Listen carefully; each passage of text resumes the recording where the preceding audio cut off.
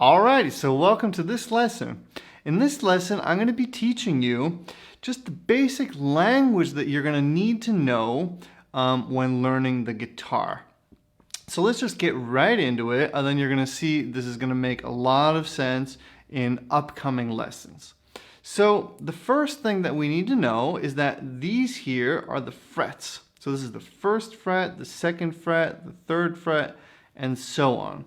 So the first fret ends as soon as I pass this little fret pin here. You see that? So as soon as I pass it, I'm on to the second fret. All right, so that's probably pretty logical for you, but just in case, I have to explain these things. So the first fret, second fret, third fret, and so on. Then you see we have the strings. Now, of course, that's very obvious, but what you have to know about the strings is that we count them in a certain way.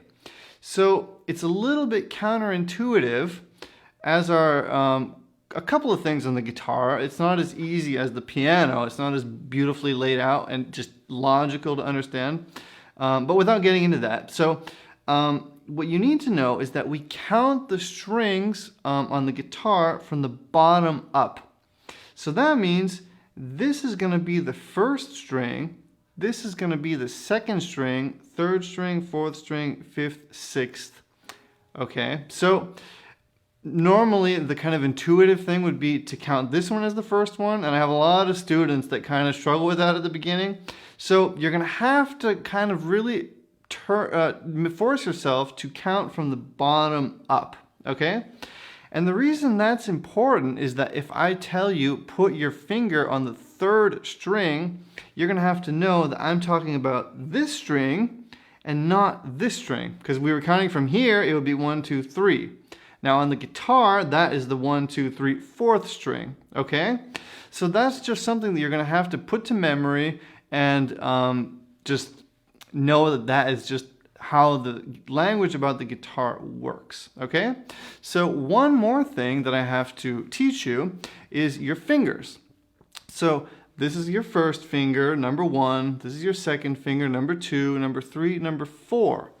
That is important because in the chord charts that we're going to be learning, and also if I ever tell you put your first finger on the third fret, first string, you're going to take your first finger, you're going to put it on the third string and on the first fret, okay? So you're going to have to know that this is your first fret, that this is your third string, and that this is your first finger. Now I hope that's not confusing you. Maybe rewatch this one time if it's too much information at once. But that's about it for now. So this is just kind of the basic language that we use when we're talking about the guitar.